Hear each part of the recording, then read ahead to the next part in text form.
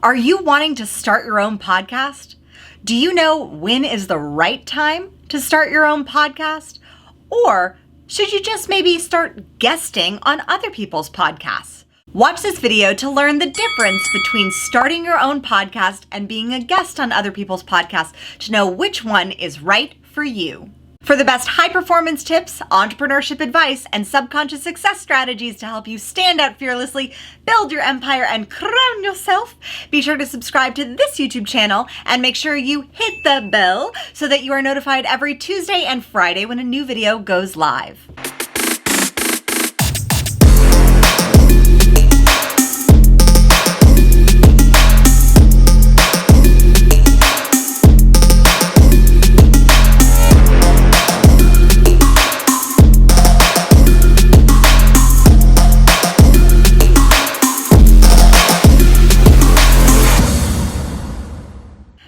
I'm Kimberly Spencer, founder of crownyourself.com. And after over 200 podcast interviews on other people's podcasts and having my own podcast, The Princess and the Bee, since 2019, I have seen the big differences between being a guest on other people's podcasts and starting your own podcast.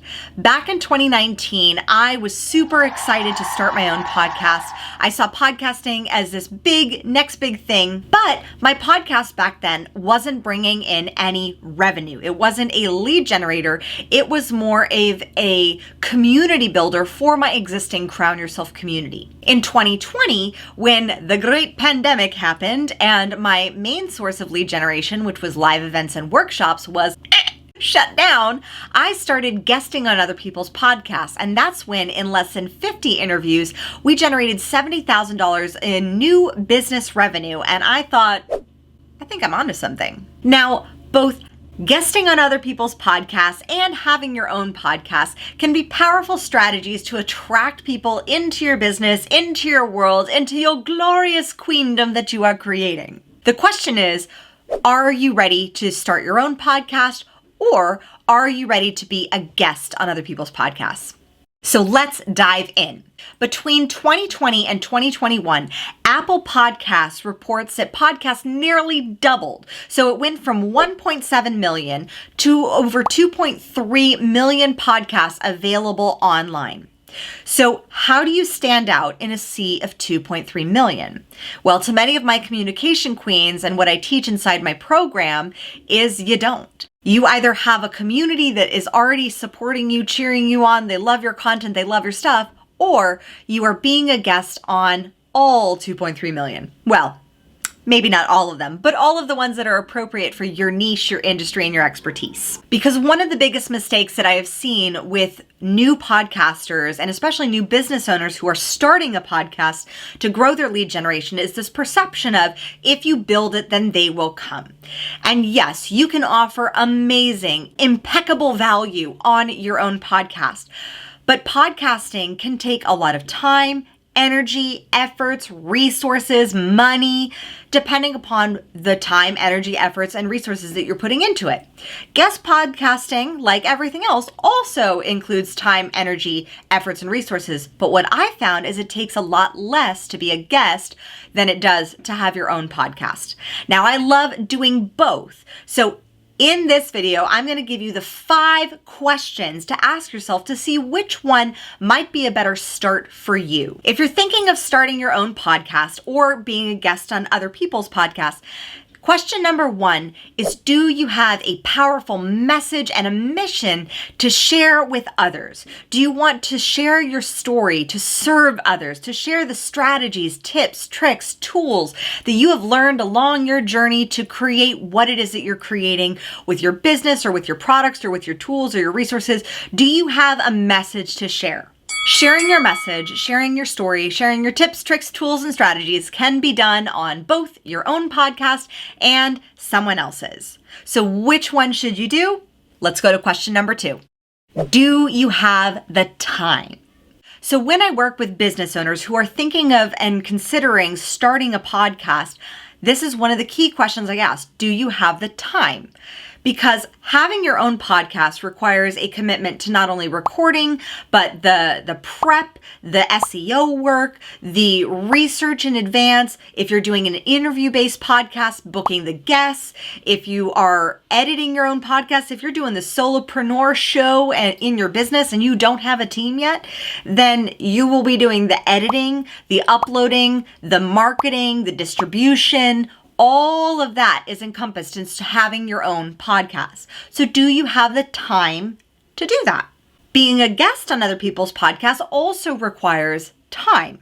There's time to reach out to other potential podcasts, time to submit on services like podcastguest.com, time to submit and reach out and connect with podcasters to get booked. But what I've found is it takes a lot less time to go on other people's podcasts, because once you do the interview, it is the podcaster who's doing the production, the editing, the post-production, the distribution, the promotion of the podcast. And yes, if you are blessed to go on somebody else's podcast, then you better dang well promote that podcast. They are blessing you with their time and their audience that they have spent time building. But there's a lot less work involved with guesting on your part. So, do you have the time to spend in editing, prep, production, distribution, marketing the podcast, or to just show up, as I teach my communication queens, and share your story within that hour, 30 minutes to an hour of the podcast recording? And then once the podcaster has gotten the post-production completed, the editing, the pictures, and all of the pieces, and then is distributing the podcast, do you have time to promote the podcast? And I found that the promotion of somebody else's podcast can be as simple as just like clicking share on a stories, or even recording a 1-minute stories on your Instagram or Facebook to say like, hey, I was on this podcast, go listen to it. There's that option as well, but it doesn't really take that much time. So it just depends on, are you willing to invest the time in both? And what I found is that guest podcasting doesn't take as much time. Step number 3, do you have the audience size or customer base or email list or social media following? Now, this question can feel a bit like a catch-22, because to get on other people's podcasts, they want to see that you do have some size of audience to be able to co-promote and distribute their podcast. But if you're fortunate to get on one of those 1 million podcasts that just launched in the past year, those probably don't have as large an audience, and so the quality of your audience is much more important than the quantity. So I've seen some of my communication queens with very small social media numbers ranging from just hundreds, if not maybe a couple hundred, maybe 1,000 followers, still be able to get booked on podcasts, and they have that size of audience to be able to promote, and they put a little extra effort into their promotion. So maybe they do an email and social media post, and they work a little harder to get that podcast out to more people. The same question applies for having your own podcast. Do you have a group of people who will listen to your podcast? So typically, if you're wanting to do an interview-based podcast and get some big interview guests available to that podcast, they typically require that each episode is doing at least 150 to 250 downloads. Do you have that many people who would actively listen? And you can see this if you have a business and you have an email subscriber list. If you have a list and people are opening your emails, you can see how many people are opening and how many people are reading and consuming and clicking through. If you see those numbers are pretty low, you may not have the list or the audience size to start a podcast of people who will listen beyond the 50 people. So I was working with one podcaster who had started a podcast, and she didn't really look at her numbers. And it wasn't until we looked at her data that we realized that the podcast was only getting about 30 downloads per episode. And she was putting so much energy, time, effort, resources, paying a VA, paying an editor to get this podcast out there to about 30 people, versus being a guest on other people's podcasts allowed her the opportunity to then free up so much time, energy, and effort and money that she was paying to her VAs, instead to just be able to go on and promote to her audience that she had, so she could start building her audience to a size that would actually listen to her podcast. Because the benefit is that when you go on somebody else's podcast, they are podcast listeners. So you can promote, if you have your own podcast, and they may listen to yours as well. So there is a benefit to going on other people's podcasts if you have your own podcast. But do you want to spend the time, energy, effort in putting into it? I had one of my guests who was on my show, The Princess and the Bee, come on, and I had initially reached out to him to be on his podcast. He was an 8-figure entrepreneur, and after speaking with him, he said that he actually found guest podcasting to be far more profitable and timely for his valuable time than having his own podcast. So he had just shut his podcast down. Question number 4. Do you have the team support or the financial ability to hire a team?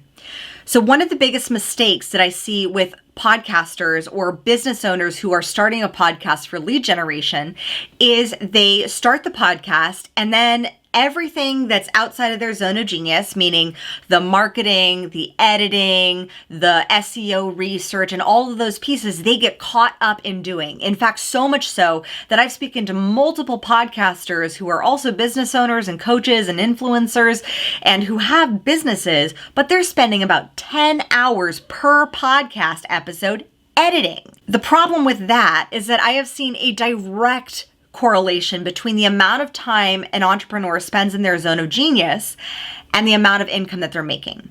So if being in your zone of genius is speaking on a podcast, being present on a podcast, sharing your knowledge, your tips, your tricks, your wisdom, then that's only about an hour versus 10 hours of editing where you're spending in your zone of competence. And to understand your zone of genius versus zone of competence, definitely watch this video next. So if you're spending all of this time in this zone of competence, an area where you can do it, you may not love doing it, but you can do it, and you may feel a little drained doing it, but it's nice, busy work. The problem is that takes you away from doing the actual quality work of building your business, of doing the things that actually grow your business, which are the things that are in your zone of genius. So if you're spending 10 hours a day or 10 hours an episode editing, it really detracts from that ability to create amazing customer programs, amazing customer experiences, and amazing lead generation experiences. So is that worth your time? Probably not. So delegating that is the best option. Delegating it to a VA or an editor overseas who you can get for anywhere from $10 to $25 an hour that saves you so much time and energy and effort, but do you have the financial resources to do that? If you don't, then probably your best efforts are not spent editing your 10 hours an episode of your podcast. They're probably better spent in lead generation and client generation, which you can do by guesting on other people's podcasts because you're not the one spending all your time doing the editing, production, distribution, and all the other things. So do you have the team support or the financial ability to hire the team to save you the time of doing all the things that are not in your zone of genius when it comes to podcast production? Now, in my program, Communication Queens, I teach you how to delegate even the reaching out and connecting with other people's podcasts.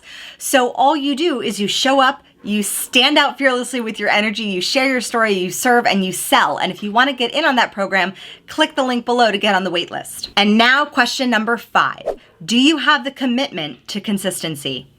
So both getting on other people's podcasts and starting your own podcast require a commitment to consistency. With getting on other people's podcasts, it's a consistency of reaching out, connecting with podcasters, which you can do on sites like podcastguest.com, matchmaker.fm, or through your own email reach out strategy, which I teach inside of Communication Queens. There's also the commitment to producing your own podcast. As my friends Alan and Kevin over at the Next Level University podcast shared on one of their episodes, we all loved Oprah because she was consistent. You knew she was going to be on at the same time every single day.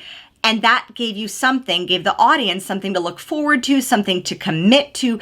They had that trust and that certainty that that show would be available to them for them to enjoy. Look, whether you're staying consistent, building your own podcast, producing episodes week after week after week, doing interviews week after week after week, or being consistent in reaching out, connecting to get on other people's podcasts, booking podcasts, and then appearing on them, and then being consistent with promoting them when you have the opportunity to be on someone else's podcast, both require a consistent amount of time and commitment. The question is, how much time and commitment are you willing to put into it? Are you seeing either guest podcasting or having your own podcast as something you will be doing for the long term. With guest podcasting, it provides you with long-term potential lead generation. With having your own podcast, yes, you can have long-term potential lead generation with what I found from having had my own podcast for the past 3 years and a small team of 4 helping me work to produce, distribute, and get it recorded and get it out there to the world, is that having your own podcast does require a bit more work involved. But both are solid strategies. What matters is what is right for you now in your business. Now, the difference that I've seen between guest podcasting and having your own podcast, this is the main difference, is with guest podcasting, you are like the speaker who is going in front of a fully booked audience, of somebody else's audience. And having done speaking on stage in front of thousands of people, I will say that nothing is worse than speaking to thousands of people or thousands of chairs when there's no one really in the audience. And a lot of times, if you don't have the audience size, if you don't have the list size or the community size around your business or your brand, and what my communication queens have found is that guest podcasting tends to be a better strategy to help build the audience so that when you do start your own podcast, you already have a built-in audience who is eager to listen to what you have to say, versus starting your own podcast, which requires you to also build the audience and the stage, in essence, for your message. Now, tell me in the comments below which one is right for you. Are you in the stage where you want to guest on other people's podcasts and build your brand on other people's audiences? Or are you more looking to build your own stage and your own audience and start your own podcast? Or is your business in the place where it's ready to start its own podcast because it already has its audience and you already have a support structure and the time to put into the consistency that is required with having your own podcast? Let me know in the comments below. And if you would like to learn my 7-step system for getting booked, set up for success, standing out fearlessly, sharing your story, serving, selling, and starting your own podcast so that you can profit from podcasting, click down below to get on the waitlist for Communication Queens. Inside of Communication Queens, you get 8 weeks of group coaching with me through my 7-step process to get you set up to podcast, get booked on podcasts, and eventually start your own when you have the time, the resources, and the team available to support you. If you like this video, be sure to hit the like button, subscribe, and share it with your friends. And as always, my fellow sovereigns, own your throne, mind your business, because your reign is now. To learn more about how to profit from podcasting and how to communicate like a queen, be sure to watch these videos next. I think I'm good. I think I look good. I think I look good. I think I look good. Which one? We have guesting on other people's podcasts and starting your own. You can do whatever the hell you want because it's your business. Just make sure that you're making a strategic business decision when you're doing it.